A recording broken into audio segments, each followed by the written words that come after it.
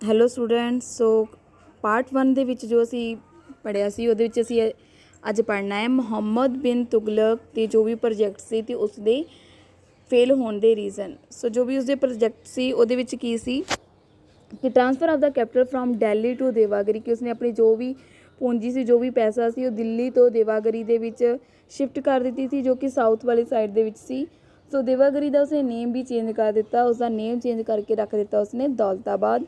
ਸੋ ਇਸ ਦਾ ਨੇਮ ਚੇਂਜ ਕਰਨ ਦਾ ਇਹ ਸੀ ਕਿ ਇਸ ਨੂੰ ਚੇਂਜ ਕਰਨ ਦਾ ਰੀਜ਼ਨ ਇਹ ਸੀ ਕਿ ਦੇਵਾਗਰੀ ਦੀ ਜੋ ਲੋਕੇਸ਼ਨ ਸੀ ਉਹ ਸਾਊਥ ਇੰਡੀਆ ਦੇ ਕਾਫੀ ਜ਼ਿਆਦਾ ਨੇੜੇ ਸੀ। ਸੋ ਇਸ ਦੇ ਨਾਲ ਇਸ ਨੂੰ ਕਾਫੀ ਟਾਈਮ ਲੱਗ ਗਿਆ, ਲਗਭਗ 5 ਮਹੀਨੇ ਲੱਗ ਗਏ ਪੂਰੀ ਦੀ ਪੂਰੀ ਕੈਪੀਟਲ ਨੂੰ ਸ਼ਿਫਟ ਕਰਨ ਦੇ ਲਈ ਦਿੱਲੀ ਦੇ ਵਿੱਚ ਵਾਪਸ। ਸੋ ਇਸ ਦੇ ਕਰਕੇ ਉਸਨੂੰ ਕਾਫੀ ਜ਼ਿਆਦਾ ਮਿਹਨਤ ਕਰਨੀ ਪਈ, ਬਹੁਤ ਜ਼ਿਆਦਾ ਹਾਰਡਸ਼ਿਪ ਉਸਨੂੰ ਫੇਸ ਕਰਨੀ ਪਈ। ਇਹਦੇ ਵਿੱਚ ਜੋ ਰੀਜ਼ਨ ਸੀ ਫੇਲੀਅਰਸ ਦੇ, ਉਹਦੇ ਵਿੱਚ ਕੀ ਦੱਸਿਆ ਗਿਆ ਕਿ it become impossible to control north India from Daulatabad. So ਕਿਉਂਕਿ ਉਹ ਸਾਊਥ ਵਾਲੀ ਸਾਈਡ ਦੇ ਵੱਲ ਨੂੰ ਚਲਾ ਗਿਆ, ਜਿਸ ਦੇ ਰੀਜ਼ਨ ਦੇ ਨਾਲ ਉਸਨੂੰ ਕੀ ਹੋਇਆ ਕਿ ਨਾਰਥ ਇੰਡੀਆ ਨੂੰ ਕੰਟਰੋਲ ਕਰਨਾ ਉਸਨੂੰ ਕਾਫੀ ਜ਼ਿਆਦਾ ਇੰਪੋਸੀਬਲ ਹੋ ਗਿਆ। ਸੋ ਨਾਰਥ ਵੈਸਟਰਨ ਦੇ ਜੋ ਵੀ ਫਰੰਟੀਅਰ ਸੀ ਉਹਨਾਂ ਨੂੰ ਪ੍ਰੋਟੈਕਟ ਨਹੀਂ ਕਰ ਸਕਿਆ ਅਤੇ ਉਹ ਮੰਗੋਲ ਦੇ ਅਟੈਕ ਨੂੰ ਵੀ ਪ੍ਰੋਟੈਕਟ ਨਹੀਂ ਕਰ ਸਕਿਆ। ਐਂਡ ਹੋਰ ਰੀਜ਼ਨ ਕੀ ਸੀ ਇਸਦੇ ਫੇਲ ਹੋਣ ਦਾ ਕਿ ਜੋ ਵੀ ਟ੍ਰਾਂਸਫਰ ਕੀਤਾ ਗਿਆ ਸੀ ਉਹ ਸਮਰ ਦੇ ਵਿੱਚ ਕੀਤਾ ਗਿਆ ਸੀ ਅਤੇ ਉਸ ਟਾਈਮ 'ਤੇ ਬਹੁਤ ਜ਼ਿਆਦਾ ਗਰਮੀ ਸੀ ਅਤੇ ਕਾਫੀ ਜ਼ਿਆਦਾ ਲੰਬੀ ਜਰਨੀ ਸੀ ਅਤੇ ਕਾਫੀ ਮਤਲਬ ਕਿ ਜਿੰਨੇ ਵੀ ਲੇਬਰਰ ਉਹਦੇ ਵਿੱਚ ਲਗਾਏ ਸੀ ਉਹਨਾਂ ਨੂੰ ਕਾਫੀ ਮੁਸ਼ਕਿਲ ਦਾ ਸਾਹਮਣਾ ਕਰਨਾ ਪਿਆ। Then introduction of token currency to overcome the shortage of silver. So ਉਸਨੇ ਕਾਫੀ ਸ਼ਾਰਟ ਟਾਈਮ ਪੀਰੀਅਡ ਦੇ ਵਿੱਚ ਇੱਕ ਨਵੀਂ ਕਰੰਸੀ ਸ਼ੁਰੂ ਕਰ ਦਿੱਤੀ, ਜਿਸ ਦੇ ਨਾਲ ਕੀ ਹੋਇਆ ਕਿ ਉਸਨੇ ਜੋ ਵੀ ਟੋਕਨਸ ਕੋਇਨ ਸੀ ਉਹਨਾਂ ਨੂੰ ਚੇਂਜ ਕਰ ਦਿੱਤਾ ਸਿਲਵਰ ਕੋਇਨ ਦੇ ਵਿੱਚ। ਸੋ ਉਸ ਦੇ ਕਰਕੇ ਉਸਨੂੰ ਕਾਫੀ ਜ਼ਿਆਦਾ ਲੋਸ ਹੋਇਆ। ਸੋ ਬ੍ਰੌਂਜ਼ ਐਂਡ ਕਾਪਰ ਕੋਇਨਸ ਵਰ ਇਸ਼ੂਡ ਵਿਚ ਹੈਡ ਦਾ ਸੇਮ ਵੈਲਿਊਜ਼ ਐ ਸਿਲਵਰ।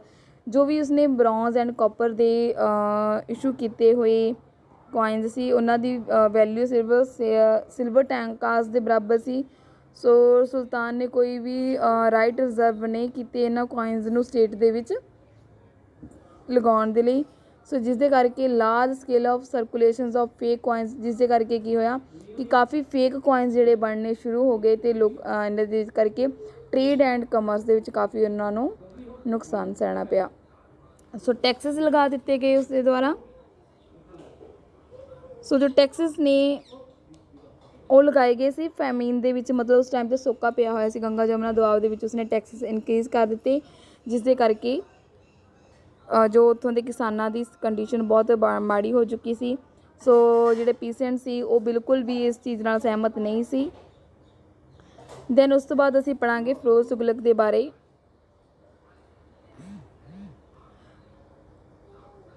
ਮੁਹੰਮਦ ਬਿਨ ਤੁਗਲਕ ਵਾਸ ਸਕਸੀਡਡ ਬਾਈ his cousin Firoz Tughlaq. So Firoz Tughlaq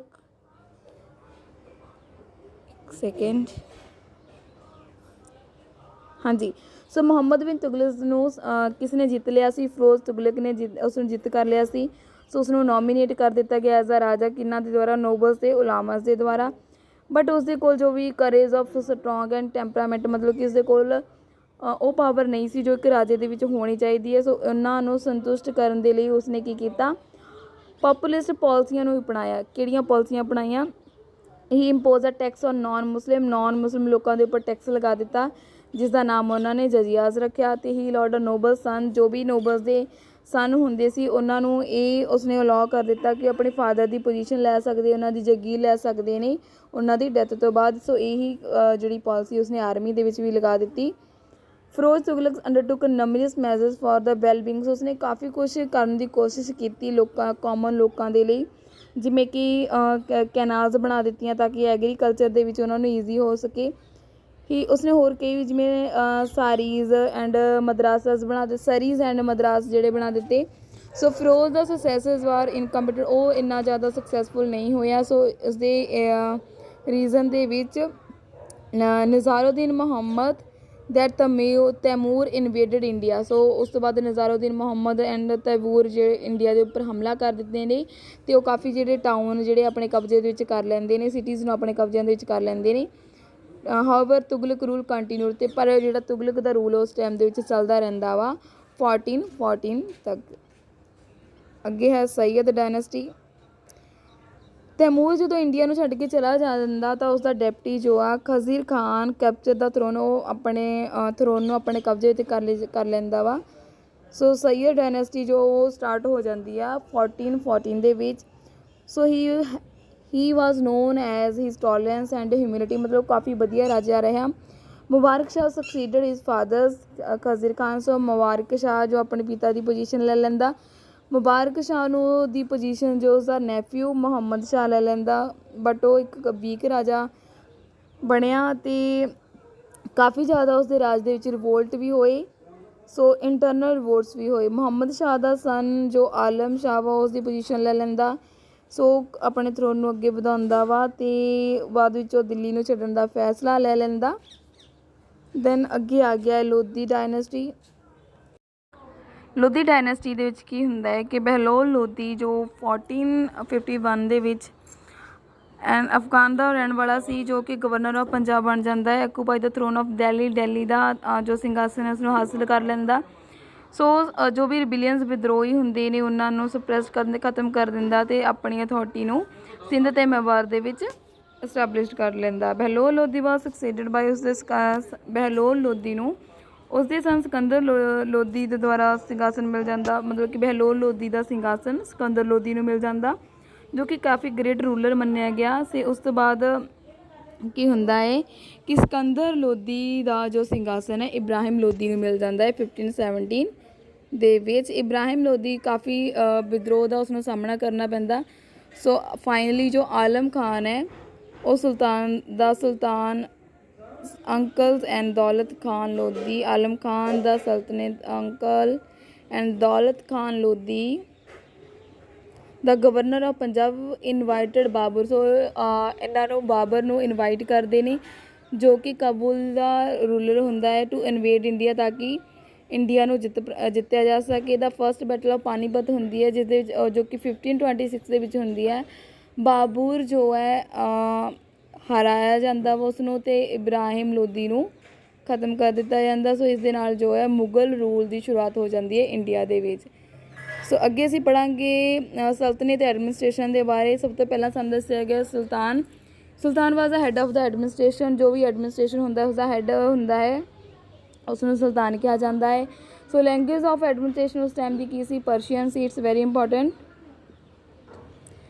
so he was advise to on affairs of the state by trusted nobles. So ਉਹ ਟਰਸਟਡ ਨੋਬਲਸ ਦੇ ਦੁਆਰਾ ਸਟੇਟ ਦੇ ਜੋ ਵੀ ਕੰਮਕਾਜ ਹੁੰਦੇ ਉਹਨਾਂ ਨੂੰ ਕੰਮ ਕਰਦਾ ਹੈ। ਜੁਡੀਸ਼ੀਅਲਸ ਕੰਮ, ਰਿਲੀਜੀਅਸ ਮੈਟਰਸ ਜਿਹੜੇ ਆ ਉਹ ਉਲੇਮਾ ਦੇ ਦੁਆਰਾ ਕੀਤੇ ਜਾਂਦੇ ਸੀ। ਹੀ ਡਰਾਈਵਡ ਪਾਵਰ ਦਾ ਇੰਟਰੋਡਿਊਸਿੰਗ ਦਾ ਡਿਵਾਈਨ ਰਾਈਟ। ਸੋ ਉਸਨੂੰ ਇਹ ਕਿਹਾ ਜਾਂਦਾ ਸੀ ਕਿ ਜੋ ਵੀ ਉਸਨੂੰ ਪਾਵਰ ਮਿਲਦੀ ਹੈ ਪਰਮਾਤਮਾ ਦੀ ਸ਼ਕਤੀ ਦੇ ਦੁਆਰਾ ਮਿਲਦੀ ਹੈ। ਮਤਲਬ ਕੀ ਹੈ ਕਿ ਉਹ ਕੀ ਹੈ ਰੀਪ੍ਰੈਜੈਂਟੇਟਿਵ ਮੰਨਿਆ ਜਾਂਦਾ ਵਾ, ਗੋਡ ਦਾ ਅਰਥ ਦੇ ਉੱਪਰ ਭੇਜਿਆ ਹੋਇਆ। ਸੋ ਇਸ ਦੇ ਦੁਆਰਾ he introduce the rituals of sajda and paibos the ਜੋ ਰਿਚੁਅਲਸ ਕੀਤੀਆਂ ਜਾਂਦੀਆਂ ਨੇ ਉਸਦੀ ਸਪੈਰਿਟੀ ਨੂੰ ਸ਼ੋ ਕਰਨ ਦੇ ਲਈ। ਫਿਰ ਅੱਗੇ ਡਿਵੀਜ਼ਨਸ ਆਫ ਦ ਇੰਪਾਇਰ। ਸਲਤਨਤ ਵਾਜ਼ ਡਿਵਾਈਡਡ ਇਨਟੂ ਇਕਤਾਸ ਔਰ ਪ੍ਰੋਵਿੰਸਿਸ। ਛੋਟੇ ਛੋਟੇ ਏਰੀਏ ਦੇ ਵਿੱਚ ਉਸਨੂੰ ਡਿਵਾਈਡ ਕੀਤਾ ਜਾਂਦਾ ਵਾ, ਜਿਨ੍ਹਾਂ ਦੇ ਚਾਰਜਸ ਮੁਫਤੀਜ਼ ਐਂਡ ਵਾਲੀਜ਼ ਨੂੰ ਦਿੱਤੇ ਜਾਂਦੇ ਸੀ। ਇਕਤਾਸ ਵਾਰ ਸਬ ਡਿਵਾਈਡਡ। ਉਸ ਤੋਂ ਬਾਅਦ ਇਕਤਾਸ ਨੂੰ ਸਬ ਡਿਵਾਈਡ ਕੀਤਾ ਜਾਂਦਾ ਸੀ ਸਿੱਕਸ ਦੇ ਵਿੱਚ ਐਂਡ ਜਿਨ੍ਹਾਂ ਨੂੰ ਬਾਅਦ ਵਿੱਚ ਪਲੇਸ ਕੀਤਾ ਗਿਆ ਸਿੱਖਦਾਸ ਦੇ ਵਿੱਚ। ਸਿੱਕਸ ਵਾਰ ਸਬ ਡਿਵਾਈਡਡ। ਉਸ ਨੂੰ ਬਾਅਦ ਸਿੱਖ ਨੂੰ ਸਬ ਡਿਵਾਈਡ ਕੀਤਾ ਗਿਆ ਪਾਰਗਨਾਸ ਦੇ ਵਿੱਚ ਐਂਡ ਅਮਿਲਸ ਦੇ ਵਿੱਚ। ਪਾਰਗਨਾਸ ਕੰਸਿਸਟ ਆ ਨੰਬਰ ਆਫ ਵਿਲੇਜਸ ਦੇ ਵਿੱਚ ਕਾਫੀ ਜ਼ਿਆਦਾ ਜਿਹੜੇ ਵਿਲੇਜ ਆ ਕਾਊਂਟ ਕੀਤੇ ਜਾਂਦੇ ਸੀ। ਵਿਲੇਜ ਦਾ ਜੋ ਵੀ ਹੈਡਮੈਨ ਹੁੰਦਾ ਸੀ ਜਾਂ ਮੁਕਾਦਮ ਹੁੰਦਾ ਸੀ।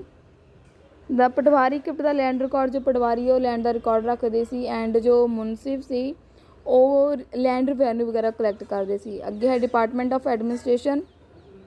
ਸੋ ਇਹਦੇ ਵਿੱਚ ਕੀ ਹੁੰਦਾ ਸੀ ਕਿ ਅਗਰ ਜੋ ਵੀ ਕਿੰਗ ਹੁੰਦਾ ਸੀ ਉਹ ਜੋ ਵੀ ਰੂਲ ਕਰਦਾ ਸੀ ਕਿਸ ਦੀ ਹੈਲਪ ਨਾਲ ਕਰਦਾ ਸੀ? ਮਿਨਿਸਟਰਸ ਦੀ ਹੈਲਪ ਦੇ ਨਾਲ ਕਰਦਾ ਹੁੰਦਾ ਸੀ, ਜੋ ਕਿ ਵੇਰੀਅਸ ਡਿਪਾਰਟਮੈਂਟ ਦੇ ਇੰਚਾਰਜ ਹੁੰਦੇ ਸੀ। ਜੋ ਵਜ਼ੀਰ ਹੁੰਦਾ ਸੀ ਉਹ ਦੀਵਾਨੇ ਵਜ਼ਾਰਤ ਦਾ ਇੰਚਾਰਜ ਹੁੰਦਾ ਸੀ। ਜੋ ਵੀ ਇਨਕਮ ਦੇ ਬਾਰੇ ਜੋ ਵੀ ਖਰਚਾ ਹੋਇਆ ਜਾਂਦਾ ਸੀ ਜਾਂ ਕਲੈਕਸ਼ਨ ਹੋਣੀ ਹੁੰਦੀ ਸੀ ਰੈਵਨਿਊ ਦੀ, ਫਾਈਨੈਂਸ਼ੀਅਲਸ ਜੋ ਵੀ ਮੈਟਰਸ ਹੁੰਦੇ ਸੀ ਉਹਦਾ ਸਾਰਾ ਰਿਕਾਰਡ ਜੋ ਵਜ਼ੀਰ ਦੇ ਕੋਲ ਹੁੰਦਾ ਸੀ। ਅਰੀਜ਼ੇ ਮਾਮੂਲਿਕ ਜੋ ਕਿ ਡਿਪਟੀ ਹੁੰਦਾ ਸੀ ਆਰਮੀ ਅਤੇ ਮਿਲਟਰੀ ਅਫੇਅਰਸ ਦੇ ਬਾਰੇ ਦੇਖਣ ਦੇ ਬਾਰੇ। ਉਸ ਤੋਂ ਬਾਅਦ ਹੈ ਦਾ ਚੀਫ ਸਦਰ ਦਾ ਚੀਫ ਕਾਜ਼ੀ ਉਹ ਕੀ ਕਰਦਾ ਹੁੰਦਾ ਸੀ, ਚੈਰਿਟੀ ਦੇ ਬਾਰੇ ਜੋ ਵੀ ਕੰਮ ਹੁੰਦੇ ਸੀ ਜਾਂ ਜਸਟਿਸ ਦੇ ਕੰਮ ਜੋ ਵੀ ਹੁੰਦੇ ਸੀ ਉਹ ਸਦਰ ਦੇ ਦੁਆਰਾ ਦੇਖੇ ਜਾਂਦੇ ਸੀ। ਅੱਗੇ ਹੈ ਅਗਰੇਰੀਅਨ ਕੰਡੀਸ਼ਨ, ਇਹਦੇ ਵਿੱਚ ਜੋ ਕਿ ਸਭ ਤੋਂ ਇੰਪੋਰਟੈਂਟ ਸੀ ਉਹ ਐਡਮਿਨਿਸਟ੍ਰੇਸ਼ਨ ਦਾ ਉਹ ਸੀ ਇਕਤਾ ਸਿਸਟਮ, ਜਿਹਦੇ ਵਿੱਚ agrarian measure introduce by the Turks in India. So ਜੋ ਵੀ ਐਗਰੇਰੀਅਨ ਦੇ ਜੋ ਵੀ ਮੈਜ਼ਰ ਸੀ ਉਹਨਾਂ ਨੂੰ ਕਿਹਨਾਂ ਦੇ ਦੁਆਰਾ ਦੱਸਿਆ ਗਿਆ ਸੀ, ਜੋ ਵੀ ਇੰਡੀਆ ਦੇ ਵਿੱਚ ਤੁਰਕਸ ਆਏ ਸੀ ਉਹਨਾਂ ਦੇ ਦੁਆਰਾ। ਸੋ ਹੌਲੀ ਹੌਲੀ ਇਹ ਹੈਰੀਡੇਟਰੀ ਬਣਦਾ ਗਿਆ, ਮਤਲਬ ਕਿ ਪੀੜ੍ਹੀ ਦਰ ਪੀੜ੍ਹੀ ਚੱਲਦਾ ਰਿਹਾ। ਬਿਗਰ ਇਕਤਾਸ ਜਿਹੜੇ ਸੀ ਉਹਨਾਂ ਦੇ ਕੋਲ ਕੀ ਹੁੰਦਾ ਸੀ, over incharge of higher department, ਕਾਫੀ ਹਾਇਰ ਡਿਪਾਰਟਮੈਂਟ ਦੇ ਇੰਚਾਰਜ ਮੰਨੇ ਜਾਂਦੇ ਸੀ। ਜੋ ਵੀ ਸਮਾਲ ਹੋਲਡਰ ਹੁੰਦੇ ਸੀ were individual soldiers with no administration responsibility, ਉਹਨਾਂ ਨੂੰ ਕੋਈ ਰਿਸਪੋਂਸਿਬਿਲਿਟੀ ਨਹੀਂ ਦਿੱਤੀ ਜਾਂਦੀ ਸੀ। ਜੋ ਦਿੱਲੀ ਸਲਤਨਤ ਸੀ ਇੰਪੋਜ਼ਡ ਵੇਰੀਅਸ ਟੈਕਸਿਸ, ਉਹਨਾਂ ਦੇ ਉੱਪਰ ਉਹਨੇ ਕਈ ਤਰ੍ਹਾਂ ਦੇ ਟੈਕਸਿਸ ਲਗਾ ਦਿੱਤੇ ਸੀ ਕਿਸਾਨਾਂ ਦੇ ਉੱਪਰ। ਸੋ ਦੀਜ਼ ਵਾਰ ਕਾਰਾ, ਜਗਾਰੀ ਐਂਡ ਚਰਾਈ, ਮਤਲਬ ਕਿ ਲੈਂਡ ਦੇ ਉੱਪਰ ਟੈਕਸ, ਘਰਾਂ ਦੇ ਉੱਪਰ ਟੈਕਸ, ਜੋ ਵੀ ਜਾਂ ਉਹਨਾਂ ਦੇ ਕੋਲ ਜਾਨਵਰ ਰੱਖੇ ਹੁੰਦੇ ਸੀ ਉਹਨਾਂ ਦੇ ਉੱਪਰ ਟੈਕਸ ਲਗਾਏ ਜਾਂਦੇ ਸੀ। The rate of revenue was high, ਜੋ ਵੀ ਉਹਨਾਂ ਨੂੰ ਰਿਵੈਨਿਊ ਦੇਣਾ ਪੈਂਦਾ ਸੀ ਕਾਫੀ ਜ਼ਿਆਦਾ ਮਹਿੰਗਾ ਹੁੰਦਾ ਸੀ, ਮਤਲਬ ਕਾਫੀ ਕੀਮਤ ਦੇਣੀ ਪੈਂਦੀ ਸੀ। ਈਵਨ ਕਿ ਸਮ ਟਾਈਮ ਕੀ ਹੁੰਦਾ ਸੀ ਕਿ ਜੋ ਵੀ ਪੀਸੈਂਟਸ ਹੁੰਦੇ ਸੀ, ਕਿਸਾਨ ਹੁੰਦੇ ਸੀ, ਉਹਨਾਂ ਨੂੰ ਜਿੰਨੀ ਵੀ ਪ੍ਰੋਡਕਸ਼ਨ ਉਹ ਕਰਦੇ ਸੀ ਉਸਦਾ ਹਾਫ ਪਾਰਟ ਜਿਹੜਾ ਐਜ਼ ਆ ਰਿਵੈਨਿਊ ਉਹਨਾਂ ਨੂੰ ਦੇਣਾ ਪੈਂਦਾ ਸੀ। ਸੋ ਅਲਾਉਦੀਨ ਖਲਜੀ ਦੇ ਟਾਈਮ ਦੇ ਵਿੱਚ ਕੀ ਹੁੰਦਾ ਕਿ ਰਿਵੈਨਿਊ ਉਹ ਕਾਹਦੇ 'ਤੇ ਬੇਸ ਕੀਤਾ ਗਿਆ ਕਿ ਜੋ ਕਿ ਉਹਨਾਂ ਕੋਲ ਐਕਚੁਅਲ ਮੈਜ਼ਰਮੈਂਟ ਹੋਏਗੀ ਲੈਂਡ ਦੀ, ਉਸ ਦੇ ਅਕੋਰਡਿੰਗ ਉਸਨੂੰ ਰਿਵੈਨਿਊ ਦੇਣਾ ਪਏਗਾ। ਸੋ ਗਿਆਸੁਦੀਨ ਤੁਗਲਕ ਦੇ ਟਾਈਮ ਦੇ ਵਿੱਚ ਵੀ ਇਹੀ ਚੀਜ਼ ਹੋਈ। ਸੋ ਉਸ ਤੋਂ ਬਾਅਦ it was based on crop sharing, corruption revenue offices, ਉਸ ਤੋਂ ਬਾਅਦ ਕਰਪਸ਼ਨ ਰਿਵੈਨਿਊ ਹੋਣ ਲੱਗ ਗਏ। ਆਫਨ ਹਰਾਸਮੈਂਟ ਵੀ ਜਿਹੜੀ ਕਿਸਾਨਾਂ ਦੇ ਉੱਪਰ ਹੋਣੀ ਸ਼ੁਰੂ ਹੋ ਗਈ। ਦੈਨ ਹੈ ਡਾਊਨਫਾਲ ਆਫ ਦੀ ਸਲਤਨਤ। ਸੋ ਕਾਫੀ ਜਿਹੜੀਆਂ ਚੀਜ਼ਾਂ ਨੇ ਜਿਹਦੇ ਕਰਕੇ ਜੋ ਸਲਤਨਤ ਜਿਹੜੀ ਉਹ ਡਾਊਨ ਚੱਲਦੀ। ਮੈਨੀ rulers like ਨਸਾਰੁਦੀਨ Muhammad and Firoz Tughlaq ਉਹ ਕਾਫੀ ਸਟਰੋਂਗ ਰਾਜੇ ਨਹੀਂ ਰਹੇ। ਸੋ ਜਿਨ੍ਹਾਂ ਦੇ ਕਰਕੇ ਉਹਨਾਂ ਨੂੰ ਜਿਹੜੇ ਕਰਪਟ ਐਂਡ ਓਪਰਚੁਨਿਸਟ ਨੋਬਲਸ ਉਹਨਾਂ ਕੋਲ ਸੀ, ਜਿਨ੍ਹਾਂ ਨੇ ਉਹਨਾਂ ਨੂੰ ਮੈਨੂਪਲੇਟ ਕੀਤਾ ਅਤੇ ਉਹ ਅਨਪੋਪੂਲਰ ਹੋ ਗਏ। ਸੋ ਇਸ ਦੇ ਨਾਲ ਕੀ ਹੋਇਆ ਕਿ ਵੇਰੀਅਸ ਗਰੁੱਪ ਬਣ ਗਏ ਨੋਬਲਸ ਦੇ ਵਿੱਚ, ਜਿਨ੍ਹਾਂ ਦੇ ਕਰਕੇ ਜੋ ਲੋਇਲਟੀ ਆ ਉਹ ਡਿਵਾਈਡ ਹੁੰਦੀ ਗਈ। ਦਾ ਇਕਤਾ ਸਿਸਟਮ ਜੋ ਕਿ ਡਿਸੈਂਟਰਲਾਈਜ਼ ਕਰਦਾ ਰਿਹਾ ਕਿੰਗਸ ਦੀ ਪਾਵਰ ਨੂੰ।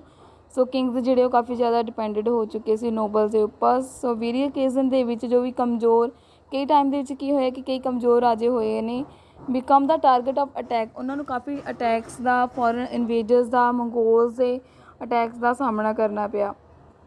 ਸੁਲਤਾਨ did not follow the law of primogeniture, ਮਤਲਬ ਕਿ ਉਹਨਾਂ ਨੇ ਇਹ ਜੋ ਵੀ ਪ੍ਰੀ ਮੋਗੀਨੇਟੀਅਰ ਦੇ ਲਾਅ ਨੂੰ ਫੋਲੋ ਨਹੀਂ ਕੀਤਾ, ਜਿੱਥੇ ਕੀ ਹੁੰਦਾ ਸੀ ਕਿ ਜੋ ਵੀ ਐਲਡਰ ਸਨ ਸੀ ਆਪਣੇ ਫਾਦਰ ਦੀ ਪੋਜੀਸ਼ਨ ਨੂੰ ਐਜ਼ ਅ ਰੂਲਰ ਅੱਗੇ ਚਲਾਉਂਦਾ ਸੀ, ਜਿਸ ਦੇ ਕਰਕੇ ਉਹਨਾਂ ਨੂੰ ਕਾਫੀ ਵਾਰ ਦਾ ਸਾਹਮਣਾ ਕਰਨਾ ਪਿਆ। ਸਿੰਘਾਸਨ ਦੇ ਲੈਣ ਲਈ ਕਈ ਰਾਜੇ ਇੱਕ ਦੂਜੇ 'ਤੇ ਹਮਲਾ ਕਰਦੇ ਰਹੇ ਅਤੇ ਜਿਸ ਦੇ ਕਰਕੇ ਜੋ ਐਮਪਾਇਰ ਆ ਉਹ ਵੀਕ ਹੁੰਦਾ ਰਿਹਾ। ਸੋ ਇਸ ਦੇ ਨਾਲ ਹੀ ਆਪਣਾ ਲੈਸਨ ਕੰਪਲੀਟ ਹੁੰਦਾ ਹੈ। Goodbye students, thank you, have a nice day.